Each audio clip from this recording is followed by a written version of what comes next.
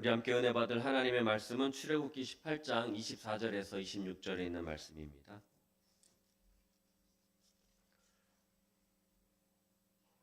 출애굽기 18장 24절부터 26절에 있는 말씀, 우리 다 찾으신 줄 믿고 함께 한 목소리로 합독하도록 하겠습니다. 이에 모세가 자기 장인의 말을 듣고 그 모든 말대로 하여 모세가 이스라엘 무리 중에서 능력 있는 사람들을 택하여 그들을 백성의 우두머리 곧 천부장과 백부장과 오십부장과 십부장을 삼음에 그들이 때를 따라 백성을 재판하되 어려운 일은 모세에게 가져오고 모든 작은 일은 스스로 재판하더라. 모세가 그의 장인을 보내니 그가 자기 땅으로 가니라. 아멘. 죄송합니다. 제가 한 절 더 읽었습니다. 하나님의 법으로 사는 삶이라는 제목으로 은혜를 나누도록 하겠습니다. 지난 시간에 아말렉과의 전투에 대한 말씀을 나눴어요. 아말렉과의 전투를 통해서 승리하게 하시는 하나님, 승리하게 하시는 하나님을 배웠어요. 아말렉은 우리에게 뭐와 같은 존재요? 마귀와 같은 존재다. 그래서 우리의 빈틈을 노려서 시험하고 노략질하는 자라 그랬습니다. 받은 은혜를 다 뺏어가는 자라 그랬어요. 그래서 원래부터 거짓의 아비가 되었죠. 그래서 하나님과 우리를 어떻게 해야 되는 사람이에요? 갈라놓는 존재예요. 그래서 디아볼로스라 그랬죠. 우는 사자와 같이 삼킬 자를 찾아다니는 그러한 존재가 마귀인 것입니다. 그래서 아말렉과의 전쟁을 이겼다라는 것은 마귀의 괴계를 어떻게 했어요? 우리가 무찌르고 세상에서 우리는 승리했다라는 그런 영적인 의미가 있다라고 그랬습니다. 이스라엘 백성들이 어떻게 이겼다고 그랬습니까? 어떻게 이겼어요? 모세가 손을 드니까 이겼고, 손을 내리니까 지게 됐어요. 그래서 그 중보의 힘이 중요하다. 그래서 함께 싸우는 것이다. 그리고 또 하나 중요한 것은 무엇이냐? 심령에 뭐를 담아라? 그것을 기념하라. 기념해서 어떻게 하라? 기억하게 하라.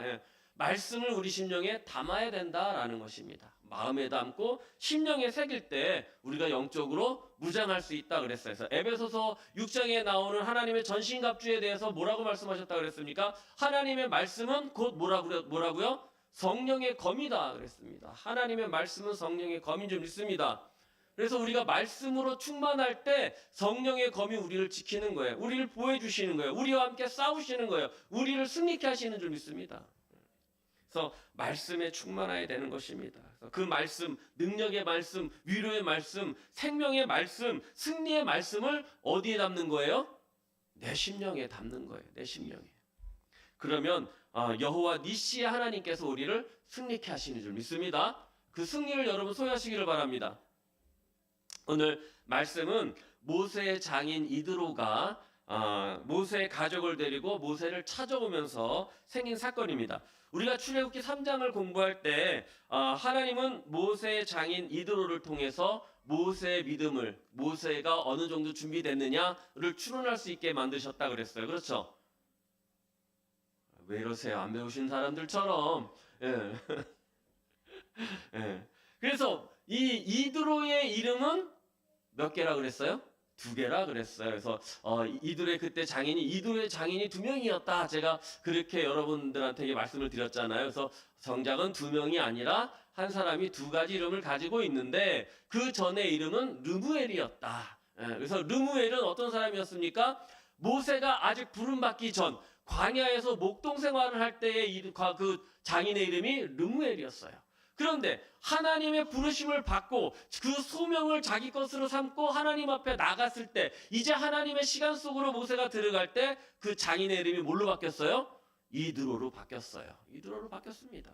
그래서 르무엘과 이드로 이 사람은 두 이름인데 한 사람이라 그랬어요. 그래서 이 모세의 장인 이드로의 이름에 따라서 모세의 믿음, 모세의 준비된 상황을 우리가 추론하게 하였다. 그래서 이 장인은 그때부터 이제 카메오처럼 등장합니다. 카메오처럼 한 번 나오고 2번 나오고 이런 식으로 이제 잊을만 하면 이렇게 등장해가지고 모세에게 무슨 해결사처럼 이렇게 해주는 그러한 역할을 감당하는데 오늘은 또 어떤 역할을 하는지 한번 보도록 하겠습니다. 그 전에 출애굽기 4장에서 이제 모세가 하나님의 부르심을 받고 이제 나가잖아요. 이제 나가겠습니다 하고 이제 애굽으로 다시 돌아가려고 하는 그 직전에 어떻게 합니까? 하나님께서 모세를 꼬꾸라뜨리시죠. 그래서 죽게 됩니다. 모세가 죽을 때까지 그렇게 쓰러지게 되죠. 이에 놀란 그 아내 십보라가 놀래가지고 어떻게 합니까? 자기 아들의 포피를 잘라가지고 그 발에 대면서 당신은 나의 피의 남편입니다라고 이렇게 외치죠. 그러니까 할례를 행했다라는 겁니다. 피의 남편입니다. 그럴 때 모세가 어떻게 됐어요? 다시 돌아오는 그런 일들이 일어나요. 그래서 그 할례를 모세의 아들이 엘리바스랑 그 게르솜이라는 아들이 있는데 이 둘한테 다 했는지 아니면 한 명만 했는지는 기록이 없어서 잘 모르겠지만 어쨌든 그 엄마 입장으로서는 그렇게 포피를 잘라낸 아이를 데리고 애굽으로 갈 수 있는 여행을 할 수가 있어요, 없어요? 없으니까 애굽으로 미디안으로 다시 돌아갔다라는 그러한 주장들이 있는데 왜 이 말씀을 하냐면 모세가 이드로가 1절을 읽어보면 이드로가 어떻게 하냐면은 그 식구들을 데리고 와요. 식구들을 데리고 자, 어쨌든 자, 18장 1절부터 우리가 다시 한번 보도록 하겠습니다. 1절부터 한번 띄워줘 보시겠어요? 제가 읽겠습니다. 모세의 장인이며 미디안 제사장인 이드로가 하나님이 모세에게와 자기 백성 이스라엘에게 하신 일, 곧 여호와께서 이스라엘을 애굽에서 인도하여 내신 모든 일을 들었다라고 말씀합니다. 여러분 어떤 일을 들었을까요? 당시 애굽은 그 시대적으로 패권을 잡았던 그런 강국이에요. 그런 그 대강국이었는데 그런 나라가 노예에게 속절없이 당했다라는 그런 소식이 들려졌을 겁니다. 패배를 모르고 악명을 떨치던 그 전차 부대가 어떻게 됐어요? 홍해에 수장됐더라. 그런 얘기를 들었을 거예요. 광야에 나가면 신기하게 구름 기둥이 있고 불 기둥이 있는데 거기 그 구름 기둥과 불 기둥이 일로 갔다 절로 갔다 막 왔다 갔다 하는데 그 뒤에는 누가 있어요? 항상 이스라엘 백성들이 있더라. 그런 소문이 아마 들렸을 거예요. 그 사람들이 그렇게 많은 사람들이 200만이나 넘는 그런 사람들이 그 광야로 나간 지 먹을 것도 없고 입을 것도 없고 잘 데도 없는 그 광야로 나간 지 벌써 석 달이 지났는데 굶어 죽었던 사람이 없대더라. 아마 그런 소식들이 속속히 그냥 그 주변국으로 아마 퍼졌을 것이죠. 계속해서 2절을 보시면 모세의 장인 이드로가 모세가 돌려보냈던 그의 아내 십보라와 그의 두 아들을 데리고 3절이죠. 데리고 왔다라고 이렇게 말씀하고 있습니다. 여러분 보니까 모세는 자기 가족들을 어떻게 했어요? 장인에게로 돌려보낸 것을 볼 수가 있어요. 그러니까 아까 말씀드렸듯이 포피를 베어낸 아기가 긴 여행을 하기가 힘들어서였는지 어떤 이유였는지 모르겠지만 다시 그 아버지한테 장인한테로 돌아간 것을 볼 수가 있겠죠. 여러분 모르셨죠? 그렇게 돌아간 것도 모르셨을 거예요. 저랑 이렇게 공부를 하면 이런 걸 다 알게 돼요. 웃지 말고 아멘 하시면 참 좋은데. 그렇잖아요. 여러분 저랑 공부하면 정말 몰랐던 거를 다 아시잖아요. 그죠? 아멘 안 하셔도. 어디까지예요? 3절. 돌려보냈어요. 계속해서 읽을게요. 3절 하반절에 그의 아내 십보라와 그의 두 아들을 데리고 왔으니 그 하나의 이름은 게르솜이라. 이는 모세가 이르기를 내가 이방에서 나그네가 되었다며 하나의 이름은 엘리에셀이라. 이는 내 아버지의 하나님이 나를 도우사 바로의 칼에서 구원하셨다미라 라고 말씀합니다. 이렇게 이드로가 딸과 손자들을 데리고 모세를 찾아왔어요. 그러니까는 남편한테 데려다 준 거죠. 아버지한테 이제 데려다 준 거예요. 그렇게 한 가족이 그 한 자리에 이렇게 모였어요. 그러면 뭐를 해야 돼요? 회포를 풀어야 되잖아요. 아우, 오랜만에 만나서 반갑네. 여보게 사위 어떻게 지냈나? 뭐 아빠 아버지 뭐 잘 지내셨어요? 보고 싶었어요. 그동안 뭐 이렇게 좀 가족 간의 그런 화기애애한 그런 분위기가 있어야 되잖아요. 그런데 모세가 시간이 있었어요, 없었어요?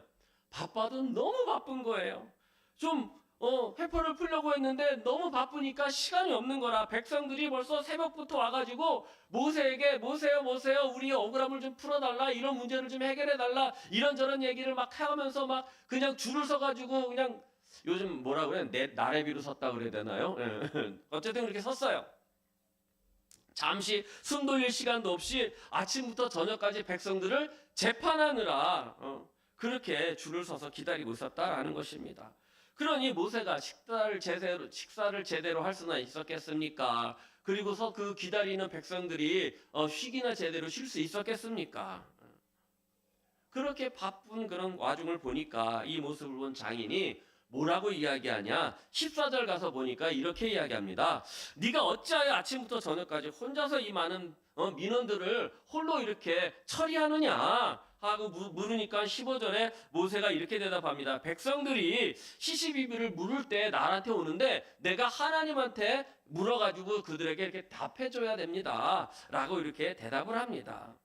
이 말을 들은 이드로가 모세에게 새로운 방법을 제시합니다. 새로운 방법.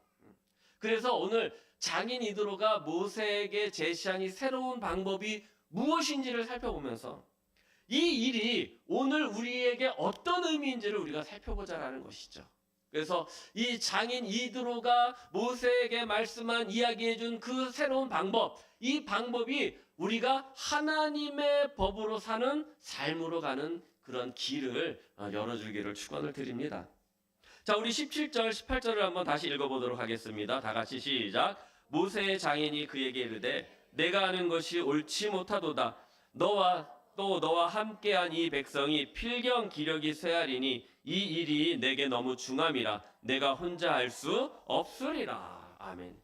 이스라엘 백성들은 지금껏 일어난 일을 통해서 모세는 누구의 사람이다? 하나님의 사람이다라는 것을 인정하고 따랐어요. 그러니 무슨 일이 생기면 누구한테 찾아와요? 모세한테 찾아와요. 꼭 저한테도 무슨 일이 있으면 저한테 전화하시는 분이 한 3분 계세요. 그 중에 한 분은 정말 계세요. 그 중에 한 분은 항상 이야기하잖아요. 전화만 했다 하면 기본이 40분이야. 좀 더 한다 보면 1시간이고. 그러면 그냥 안 끊어. 꼭 기도해 주세요. 마지막엔 기도해 주세요. 기도해 주셔요. 그러면 전도사님이 딱 보면 이분이다. 통화하는 거 보면 알잖아요. 이분이다 그러면 사무실에서 나가. 안 들어와. 1시간 이상 들어와. 그래요. 그러면 그 집 강아지 이름이 민키인데 민키도 와서 저는 그 민키를 본 적도 없어요. 근데 목사님 민키가 와서 또 옆에 앉아 있어요. 그래요. 그 와서 제 목소리를 듣는 거예요. 항상 그렇게 하니까 강아지도 와서 가만히 있어. 그래 내가 아멘하면 강아지가 간대요. 물 먹으러. 얼마나 신령한 강아지예요. 그렇게 인정하고 따랐다라는 거예요. 모세를. 노예였을 때는 몰랐는데 자유인으로 살다 보니까 이런저런 많은 일들이 생겨나더라는 것입니다. 처음 당하는 일이니까 어떻게 할지를 알아요, 몰라요. 그러니까 이를 해결할 방법이라는 게 누구한테 찾아가는 것밖에 없었어요? 모세한테 찾아가는 것밖에 없었다라는 것입니다. 그러니 모세도 이렇게 오니까 이거를 누구한테 물어야 돼요? 하나님한테 물을 수밖에 없었다라는 것입니다. 그렇게 이 백성들의 그 민원들을 일일이 하나씩 다 처리하다 보니까 이 민원들을 처리하다 보니까 모세가 힘이 들어요, 안 힘이 들어요? 힘이 들잖아요. 이 사람들이 우리나라 사람들 같았어 봐요. 정말. 모세는 죽어났을 거예요. 우리나라 분들 참 민원 좋아하시잖아요. 그죠? 내가 민원 넣을 거야! 그러면 안 되잖아요. 그죠?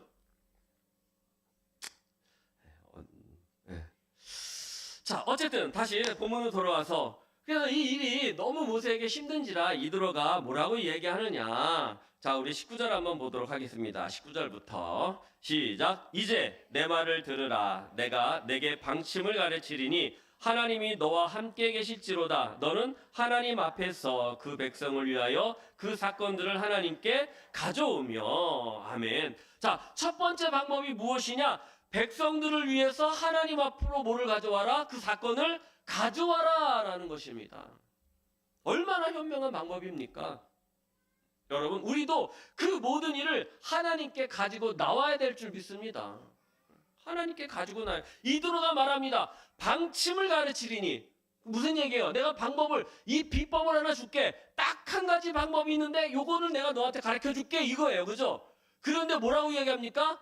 방법을 가르쳐 주리니 한번 띄워줘 보세요. 19절. 방법을 가르쳐 주리니 누가 함께 계신다고요? 하나님이 나와 함께 계신다는 거예요. 그게 방법이라는 거예요. 믿습니까? 이걸 뭘 어떻게 하라는 게 아니라 그 방법을 가르쳐 주리니 누가 함께 하신다? 하나님이 나와 함께 계신다. 아멘. 하나님이 우리와 나와 함께 하신다라는 것입니다. 근데 우리는요, 이 사실을 정말로 잊을 때가 너무나 많아요. 머리로는 너무 잘 알아요. 하나님 우리와 함께 계시죠. 아이고, 안 계실 것 같아요. 하나님 우리와 함께 계세요. 근데 막상 큰일을 닥치면 어떻게 합니까? 문제를 가지고 하나님께 나가기보다 내 힘과 내 방법으로 해결하려고 그러죠.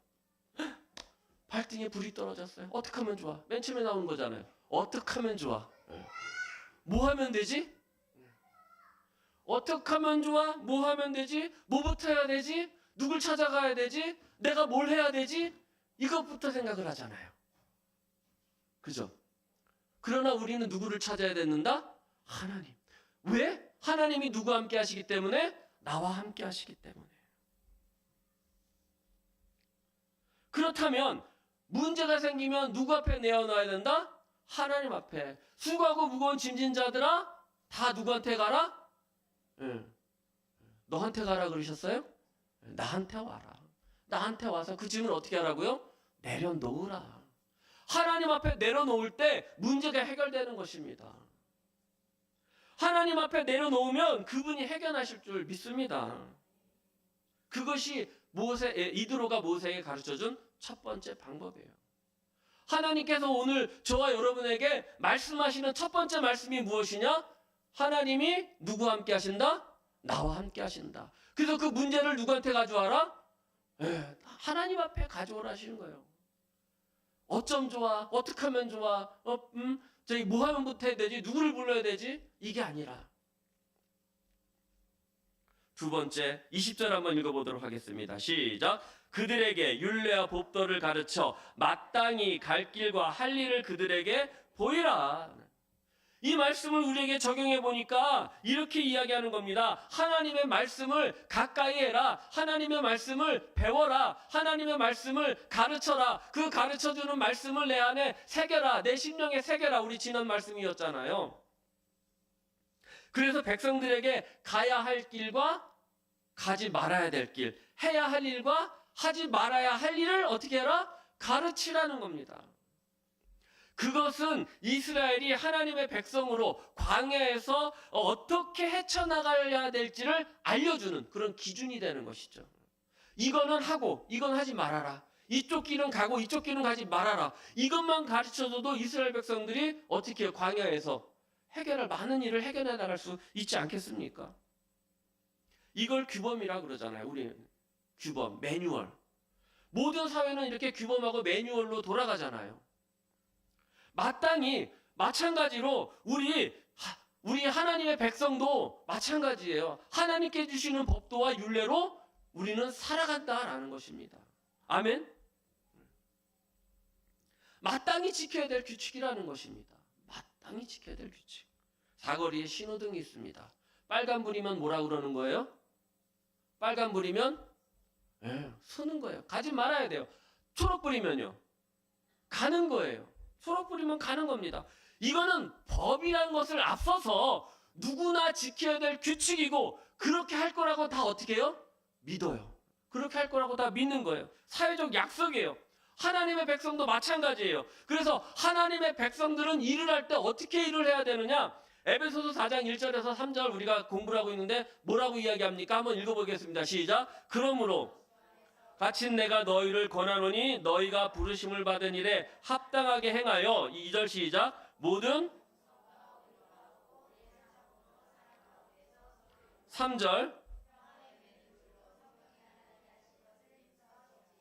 아멘. 우리가 일을 할 때, 하나님의 일을 할 때, 사람과 사람이 만날 때, 그리고 이렇게 사회적으로 일을 할 때도, 세상에서도 어떻게 하라느냐?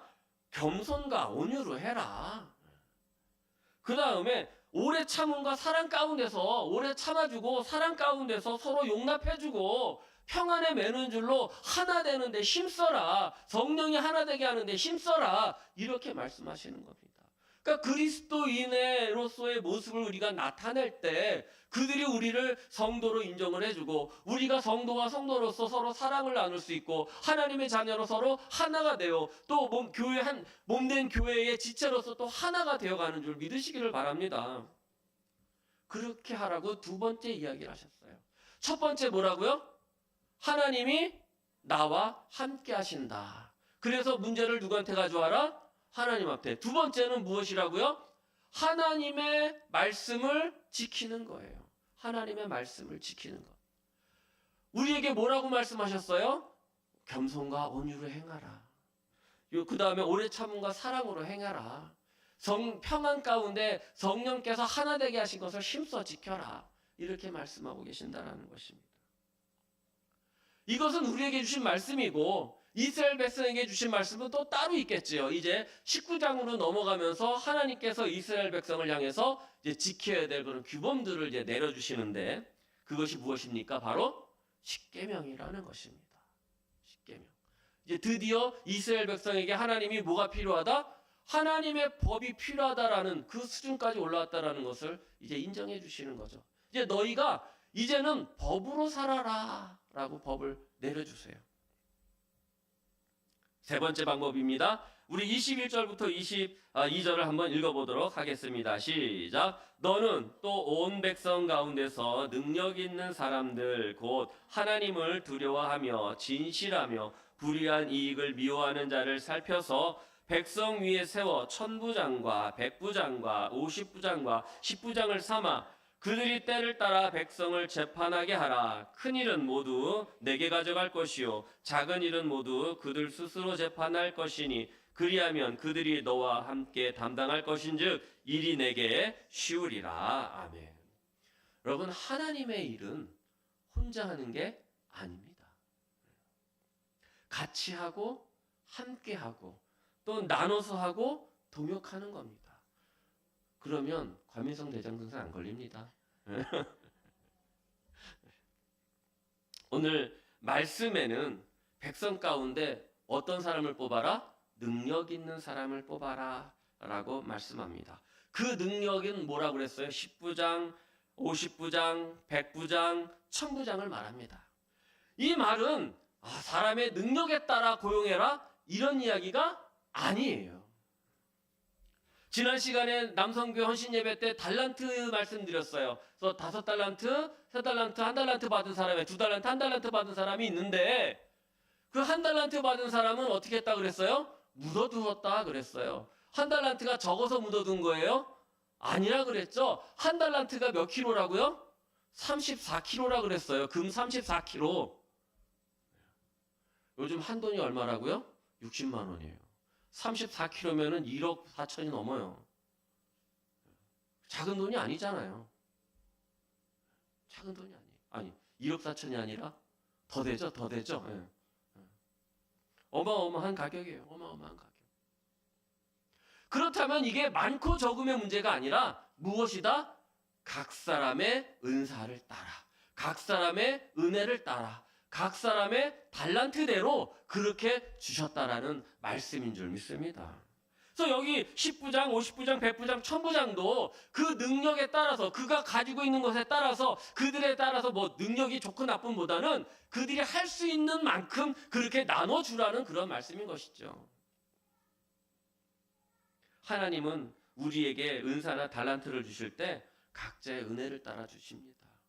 그래서 교회에서 우리가 사역할 때 누구는 앞에 나서는 은사라서 저 사람은 조명을 받아서 서포트를 받아가지고 너무 좋을 것 같아.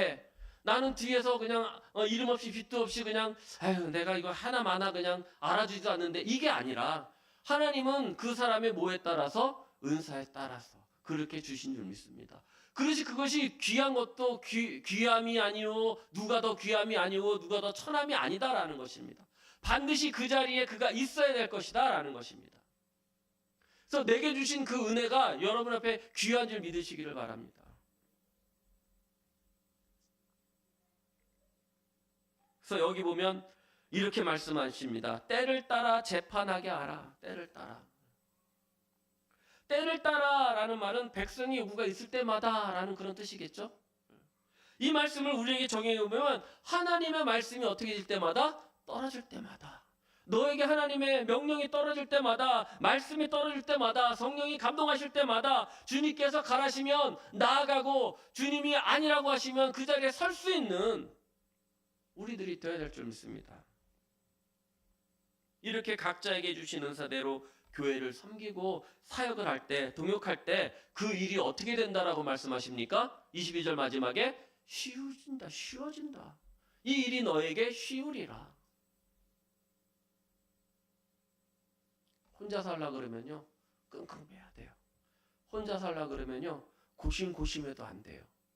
그러나 이 일을 가지고 하나님 앞에 가지고 나가서 하나님, 제가 이 일을 하려고 합니다. 이 일이 내게 떨어졌습니다. 하나님, 이것을 어떻게 하면 좋겠습니까? 라고 말씀을 통해서 하나님의 방법을 구하는 거죠. 그럼 하나님이 그 말씀 가운데, 아니면 주어지는 떨어지는 말씀 가운데, 묵상하는 말씀 가운데, 들려지는 기도 가운데, 찬양 가운데 들어지는 감동이 있을 것이고 깨달아지는 지혜가 있을 것이고 하나님의 음성이 있을 것이다 라는 것입니다. 아, 이 일은 누구랑 같이 해야지, 이 일은 누구한테 내가 부탁을 해야지, 이렇게 된다 그러면 가서 그렇게 부탁을 하는 거죠. 누구 형제님, 누구 집사님, 우리 이 일을 같이 해요. 같이 해요. 나랑 같이 합시다. 바빠요. 그래도 좀 도와주세요. 그러면 다 같이 하지요. 나 몰라라 할 사람 여기 한 사람 있겠습니까? 끄떡끄떡이면 하신다는 거예요? 안 하신다는 거예요? 네. 그렇게 하면 모세만 바라보던 이스라엘 백성들도 이제는 편해지는 거죠. 일들이 편해지는 거예요. 50부장한테 찾아가면 돼요. 그랬는데 안 해결됐어. 그럼 누구한테 가요? 10부장한테 가면 되는 거예요. 그래도 안 됐어. 그럼 50부장, 100부장한테 간대. 그래도 안 될 큰일이야. 나중에 알고 보니까 큰일은 누구한테 가라? 모세한테 가라는 거예요.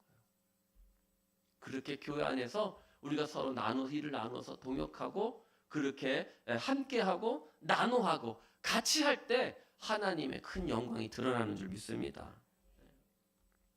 그것이 하나님의 법대로 사는 거죠. 우리 23절, 26절 한번 읽어보도록 하겠습니다. 23절 시작.